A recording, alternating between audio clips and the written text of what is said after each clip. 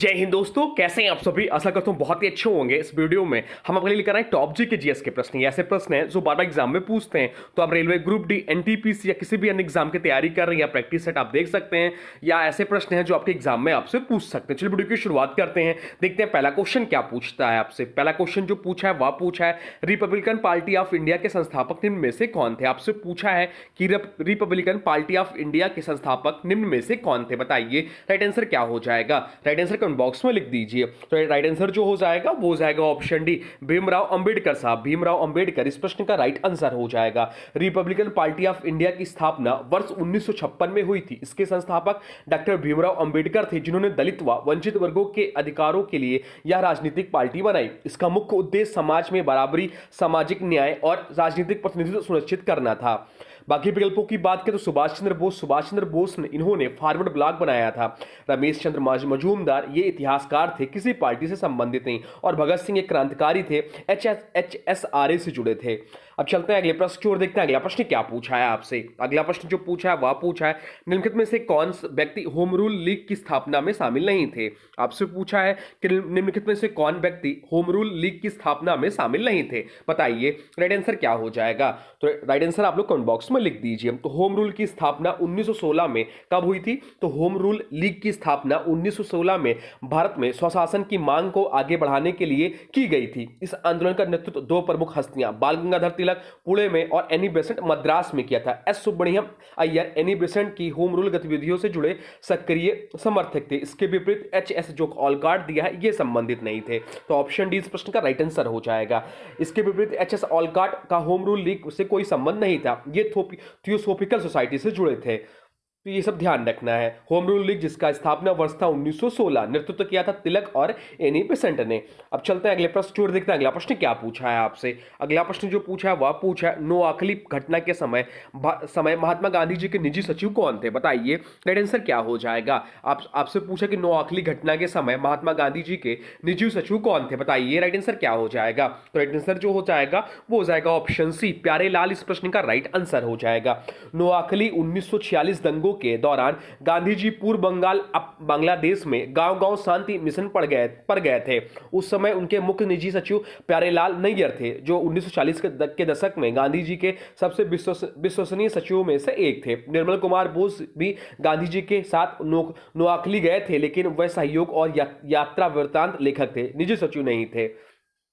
प्यारेलाल ने बाद में द लास्ट पेज नामक ग्रंथ में गांधी जी के नोआखली यात्रा का विस्तृत वर्णन भी किया है। अब चलते हैं अगले प्रश्न की ओर, देखते हैं अगला प्रश्न क्या पूछा है आपसे। अगला प्रश्न जो पूछा है वह पूछा है पागल पंथ की स्थापना किसने की थी। आपसे पूछा है कि पागल पंथ की स्थापना किसने की थी, बताइए राइट आंसर क्या हो जाएगा। राइट आंसर कमेंट बॉक्स में लिख दीजिए। तो राइट आंसर जो हो जाएगा वो हो जाएगा ऑप्शन बी, करमशाह इस प्रश्न का राइट आंसर हो जाएगा। ऑप्शन बी इस प्रश्न का राइट आंसर हो जाएगा। सामाजिक धार्मिक आंदोलन या जो था पागलपंथ एक सामाजिक धार्मिक आंदोलन था जिसकी स्थापना करमशाह ने की थी। यह मुख्य रूप से बंगाल और बिहार के संथाल क्षेत्र में सक्रिय था। इसके अनुयायी सामाजिक समानता, धार्मिक सरलता और अत्याचार के विरोध के लिए जाने जाते थे। करमशाह के बाद इनका नेतृत्व उनके पुत्र टीपू शाह ने किया। अब चलते हैं अगले प्रश्न की ओर, देखते हैं अगला प्रश्न क्या पूछा है आपसे। अगला प्रश्न जो पूछा है वह पूछा है बंकिम चंद्र चटर्जी की रचना कौन सी नहीं है। आपसे पूछा है कि बंकिम चंद्र चटर्जी की रचना कौन सी नहीं है, बताइए राइट आंसर क्या हो जाएगा। राइट आंसर कमेंट बॉक्स में लिख दीजिए। आपसे पूछा कि इनमें से कौन सी बंकिम चंद्र चटर्जी की रचना नहीं है, बताइए। तो राइट आंसर क्या हो जाएगा ये आप लोग कमेंट बॉक्स में लिख दीजिए। तो दुर्गेश नंदनी, आनंद मठ और देव चौधरानी ये सभी बंकिम चंद्र चटर्जी की रचना है, परंतु जो पोस्ट मास्टर है या जो है गुरुजी रविन्द्रनाथ टैगोर जी का है। तो ऑप्शन सी इस प्रश्न का राइट आंसर हो जाएगा। बंकिम चंद्र चटर्जी की प्रमुख रचनाएं हैं दुर्गेश नंदनी, आनंद मठ यहीं से वंदे मातरम लिया गया है, देव चौधरानी। पोस्ट मास्टर बंकिम की रचना नहीं है, या प्रसिद्ध कहानी रविन्द्रनाथ टैगोर द्वारा लिखी गई है। अब चलते हैं अगले प्रश्न की ओर, देखते हैं अगला प्रश्न क्या पूछा है आपसे। अगला प्रश्न जो पूछा है वह पूछा है लसीका एवं रुधिर किस ऊतक का उदाहरण है। आपसे पूछा है कि लसीका एवं रुधिर किस ऊतक का उदाहरण है, बताइए राइट आंसर क्या हो जाएगा। राइट आंसर कमेंट बॉक्स में लिख दीजिए। तो राइट आंसर जो हो जाएगा वो हो जाएगा ऑप्शन डी। ऑप्शन डी इस प्रश्न का राइट आंसर हो जाएगा। संवहनीय ऊतक का उदाहरण कनेक्टिव टिश्यू का। रुधिर यानी कि ब्लड और लसीका यानी कि लिम्फ दोनों को संवहनीय ऊतक कहा जाता है, यानी कनेक्टिव टिश्यू कहा जाता है। यह ऊतक शरीर में पदार्थों का परिवहन, संरक्षण, समस्थिति बनाए रखने में महत्वपूर्ण भूमिका निभाता है। ब्लड जो होता है या द्रव संवहनीय ऊतक है, और लिम्फ जो होता है लसीका रक्त का सहायक द्रव जो ऊतकों के अतिरिक्त तरल निकालता है। ग्रंथिल ऊतक क्या है? तो ग्रंथिल ऊतक जो है स्त्रावी ग्रंथियों से संबंधित है। अपकला ऊतक या शरीर की सतह को ढकता है, और पेशी ऊतक या संकुचन और गति के लिए होता है। अब चलते हैं अगले प्रश्न की ओर, देखते हैं अगला प्रश्न क्या पूछा है आपसे। अगला प्रश्न जो पूछा है वह पूछा है केंद्रक कला का निर्माण किस कोशिकांग द्वारा होता है? आपसे पूछा कि केंद्रक कला का निर्माण किस कोशिकांग द्वारा होता है, बताइए राइट आंसर क्या हो जाएगा। राइट आंसर कमेंट बॉक्स में लिख दीजिए। तो राइट आंसर जो हो जाएगा वो हो जाएगा ऑप्शन सी, ऑप्शन ए अंतराद्रव्य जालिका इस प्रश्न का राइट आंसर हो जाएगा। अंतराद्रव्य जालिका केंद्रक कला वास्तव में अंतराद्रव्य जालिका से ही बनी होती है। विशेषकर इसका रुक्ष अंतराद्रव्य जालिका हिस्सा सीधे केंद्रक कला से जुड़ा होता है। केंद्रक कला द्विझिल्ली होती है या केंद्रक को साइटोप्लाज्म से अलग करती है। इसका निर्माण व रखरखाव मुख्य रूप से एंडोप्लाज्मिक रेटिकुलम यानी कि अंतराद्रव्य जालिका द्वारा किया जाता है। बाकी विकल्पों की बात करें तो हरित लवक क्या भी इंपॉर्टेंट एग्जाम में पूछता है या प्रकाश संश्लेषण के लिए बना होता है। माइटोकॉन्ड्रिया या ऊर्जा उत्पादन यानी कि एटीपी सिंथेसिस करता है। न्यूक्लियर मेम्ब्रेन का निर्माण नहीं। और ग्लाजी इकाई की बात करें तो यह प्रोटीन पैकेजिंग व स्त्राव में मदद करता है। अब चलते हैं अगले प्रश्न की ओर, देखते हैं अगला प्रश्न क्या पूछा है आपसे। अगला प्रश्न जो पूछा है वह पूछा है विश्व संगीत दिवस कब मनाया जाता है। आपसे पूछा है कि विश्व संगीत दिवस जो है कब मनाया जाता है, बताइए राइट आंसर क्या हो जाएगा। राइट आंसर कमेंट बॉक्स में लिख दीजिए, बताइए क्या होगा। तो राइट आंसर जो हो जाएगा वो हो जाएगा ऑप्शन बी, 21 जून को वर्ल्ड म्यूजिक डे मनाया जाता है। ऑप्शन बी इस प्रश्न का राइट आंसर हो जाएगा। विश्व संगीत दिवस 21 जून को मनाया जाता है। शुरुआत 1982 में फ्रांस से हुआ। उद्देश्य संगीत को आम लोगों तक पहुंचाना और वैश्विक सांस्कृतिक एकता को बढ़ावा देना। 21 जून को एक और दिवस मनाया जाता है जो कि बहुत ज्यादा इंपॉर्टेंट है। 21 जून को ही अंतरराष्ट्रीय योग दिवस मनाया जाता है, इंटरनेशनल योगा डे। 21 जून को हर वर्ष मनाया जाता है। इसकी शुरुआत 2015 में हुई थी। प्रस्ताव भारत के प्रधानमंत्री नरेंद्र मोदी द्वारा संयुक्त राष्ट्र में रखा गया था। उद्देश्य इसके पीछे योग के महत्व, स्वास्थ्य लाभ और मानसिक संतुलन को विश्व भर में बढ़ावा देना। अब चलते हैं अगले प्रश्न की ओर, देखते हैं अगला प्रश्न क्या पूछा है आपसे। अगला प्रश्न जो पूछा है वह पूछा है यूरोप को उत्तरी अमेरिका से कौन सा सागर या महासागर अलग करता है। आपसे पूछा है कि यूरोप को उत्तरी अमेरिका से कौन सा सागर या महासागर अलग करता है, बताइए राइट आंसर क्या हो जाएगा। राइट आंसर जो हो जाएगा वो हो जाएगा ऑप्शन ए, उत्तरी अटलांटिक महासागर इस प्रश्न का राइट आंसर हो जाएगा। ऑप्शन ए इस प्रश्न का राइट आंसर हो जाएगा।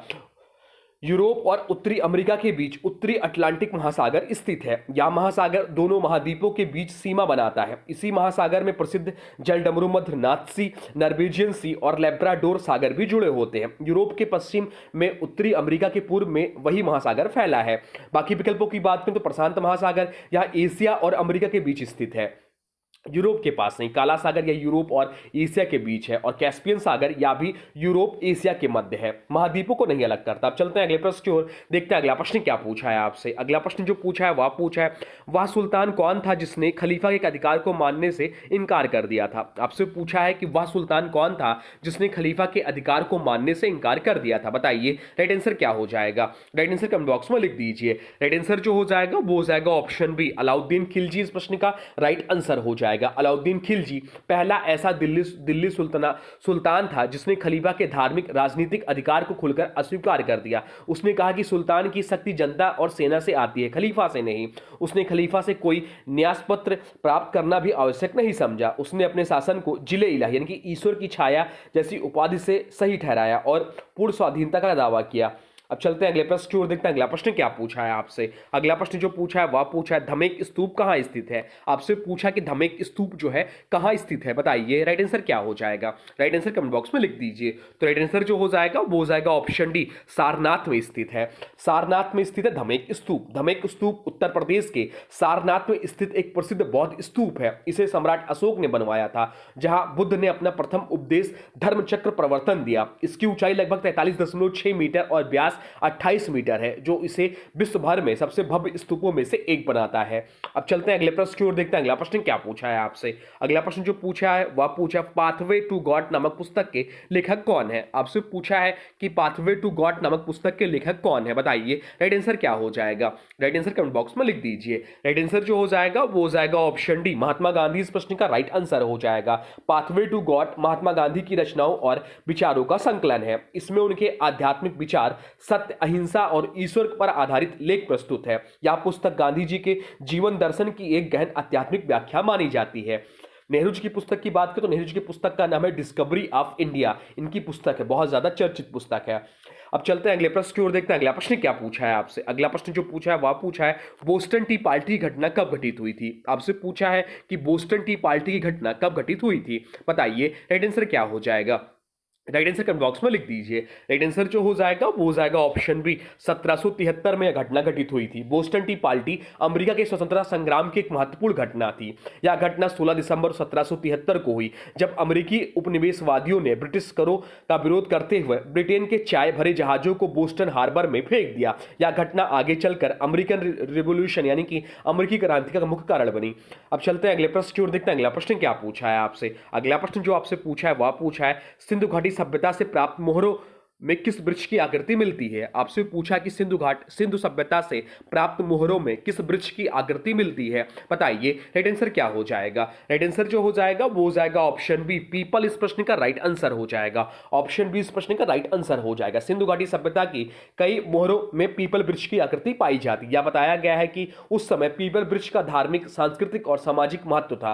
पीपल वृक्ष को प्राचीन काल में पवित्र और जीवन का प्रतीक माना जाता था। अब चलते हैं अगले प्रश्न की ओर, देखते हैं अगला प्रश्न क्या पूछा है आपसे। अगला प्रश्न जो पूछा है वह पूछा है प्रसिद्ध मराठी उपन्यास मृत्युंजय के लेखक कौन है। आपसे पूछा है कि प्रसिद्ध मराठी उपन्यास मृत्युंजय के लेखक कौन है, बताइए राइट आंसर क्या हो जाएगा। राइट आंसर कमेंट बॉक्स में लिख दीजिए। राइट आंसर जो हो जाएगा वो हो जाएगा ऑप्शन सी, शिवाजी सावंत इस प्रश्न का राइट आंसर हो जाएगा। यह भी इंपॉर्टेंट प्रश्न है।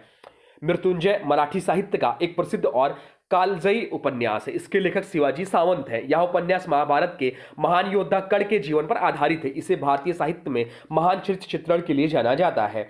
अब चलते हैं अगले प्रश्न की ओर, देखते हैं अगला प्रश्न क्या पूछा है आपसे। अगला प्रश्न जो पूछा है वह पूछा है निम्नलिखित में से किस घटना ने ब्रिटिश ईस्ट इंडिया कंपनी को बंगाल सूबे का वास्तविक मालिक बनाया। आपसे पूछा है कि निम्नलिखित में से किस घटना ने ब्रिटिश ईस्ट इंडिया कंपनी को बंगाल सूबे का वास्तविक मालिक बनाया, बताइए राइट आंसर क्या हो जाएगा। राइट आंसर कमेंट बॉक्स में लिख दीजिए। राइट आंसर जो हो जाएगा वो हो जाएगा ऑप्शन बी, बक्सर की लड़ाई इस प्रश्न का राइट आंसर हो जाएगा। 1764 की बक्सर की लड़ाई ईस्ट इंडिया कंपनी की भारत में वास्तविक राजनीतिक सत्ता की शुरुआत थी। इस युद्ध में कंपनी ने 3 शक्तियों को हराया। कौन कौन से, तो मीर कासिम जो कि बंगाल का था, सिराजुद्दौला अवध से और शाह आलम द्वितीय मुगल सम्राट, ये तीनों ने नेतृत्व किया था। इसके बाद 1765 में इलाहाबाद संधि हुई, जिससे मुगल सम्राट शाह आलम द्वितीय ने कंपनी को बंगाल, बिहार और उड़ीसा के दीवानी अधिकार दे दिया। इस दीवानी अधिकार के कारण कंपनी बंगाल सूबे की वास्तविक शासक बन गई। अब चलते हैं अगले प्रश्न की ओर, देखते हैं अगला प्रश्न क्या पूछा है आपसे। अगला प्रश्न जो पूछा है वह पूछा है किसे कृत्रिम बुद्धिमत्ता का जनक कहा जाता है। आपसे पूछा है कि किसे कृत्रिम बुद्धिमत्ता यानी कि आर्टिफिशियल इंटेलिजेंस का जनक कहा जाता है, बताइए राइट आंसर क्या हो जाएगा। राइट आंसर हो जाएगा ऑप्शन बी, जॉन मैकार्थी को। जॉन मैकार्थी इस प्रश्न का राइट आंसर हो जाएगा। जॉन मैकार्थी को कृत्रिम बुद्धिमत्ता यानी कि एआई का जनक कहा जाता है। उन्होंने 1956 में डार्टमाउथ कॉन्फ्रेंस में पहली बार आर्टिफिशियल इंटेलिजेंस शब्द का प्रयोग किया। इसी सम्मेलन को एआई के जन्म का क्षण माना जाता है। जॉन मैकार्थी ने LISP प्रोग्रामिंग भाषा भी विकसित की जो एआई में बहुत उपयोगी होती है। अब चलते हैं अगले प्रश्न की ओर, देखते हैं अगला प्रश्न क्या पूछा है आपसे। अगला प्रश्न जो पूछा है वह पूछा है दहेज निषेध अधिनियम किस वर्ष पारित किया गया था। आपसे पूछा है कि दहेज निषेध अधिनियम जो है वह किस वर्ष पारित किया गया था, बताइए राइट आंसर क्या हो जाएगा। राइट आंसर कमेंट बॉक्स में लिख दीजिए। राइट आंसर जो हो जाएगा वो हो जाएगा ऑप्शन है 1961 में। यह इंपॉर्टेंट प्रश्न है, पूछा गया प्रश्न है। दहेज निषेध अधिनियम 1961 भारत में दहेज प्रथा को रोकने के लिए प्रेरित किया गया था। यह अधिनियम किसी भी प्रकार के दहेज देने, लेने या मांगने को दंडनीय अपराध घोषित करता है। इस कानून को बाद में और सख्त बनाया गया, विशेषकर 1984 और 1986 के संशोधनों से। अब चलते हैं अगले प्रश्न की ओर, देखते हैं अगला प्रश्न क्या पूछा है आपसे। अगला प्रश्न जो पूछा है वह पूछा यामिनी कृष्णमूर्ति का संबंध किस नृत्य शैली से है। आपसे पूछा कि यामिनी कृष्णमूर्ति का संबंध किस नृत्य शैली से है, बताइए राइट आंसर क्या हो जाएगा। राइट आंसर कमेंट बॉक्स में लिख दीजिए। राइट आंसर जो हो जाएगा वो हो जाएगा ऑप्शन ए, कुचिपुड़ी इस प्रश्न का राइट आंसर हो जाएगा। ऑप्शन ए इस प्रश्न का राइट आंसर हो जाएगा। यामिनी कृष्णमूर्ति भारत की प्रसिद्ध शास्त्रीय नृत्यांगना है। इनका मुख्य संबंध कुचिपुड़ी नृत्य शैली से है। उन्हें भरतनाट्यम में भी महारत हासिल की, वह पर उनकी प्रमुख पहचान कुचिपुड़ी ही है। भारत सरकार ने इन्हें पद्मश्री, पद्म भूषण और पद्म विभूषण से सम्मानित किया है। बाकी विकल्पों की बात करें तो उड़ीसा की नृत्य शैली है। मणिपुर की नृत्य शैली कथक उत्तर भारत की शास्त्रीय नृत्य शैली है। तो ये रहे आपके टॉप जी के जीएस के प्रश्न, क्योंकि अति संभावित प्रश्न है जो आपके आने वाले सेटों में जो आपका पेपर होगा उसमें आज से आपसे पूछ सकता है। तो इन सभी प्रश्नों का राइट आंसर आप लोग को आना चाहिए। जो भी क्वेश्चंस ना बने उनको नोट डाउन कर लीजिए और रिवीजन किया करिए। धीरे धीरे ऐसे आपको बहुत सारे प्रश्न तैयार हो जाएंगे जो आप देखेंगे पहले आपके गलत हो रहे थे परंतु अब सही हैं। तो ऐसे ही कोशिश करिए, आपकी तैयारी बहुत ही अच्छी हो जाएगी। अब आज के वीडियो से प्रश्न है, इसका राइट आंसर आप लोगों को कमेंट बॉक्स में बताना है। आज के वीडियो से प्रश्न है, विश्व संगीत दिवस कब मनाया जाता है? आपसे पूछा कि विश्व संगीत दिवस कब मनाया जाता है। इस दिन और भी जो दिवस होता है वह भी कमेंट बॉक्स में लिख दीजिए और कोशिश करिए कि उस महीने के पूरे दिवस को लिख दीजिए। इससे लिखने से आपको याद हो जाता है। तो इसका जो भी राइट आंसर हो कमेंट बॉक्स में जरूर बताइए। और हाँ देखिए, अभी तक आपने वीडियो को लाइक नहीं किया है तो प्लीज वीडियो को लाइक कर दीजिए और चैनल पर नए चैनल को सब्सक्राइब भी कर लीजिए। तो चलिए मिलते हैं एक नए वीडियो में, तब तक के लिए thanks for watching railway exam target channel को। जय हिंद।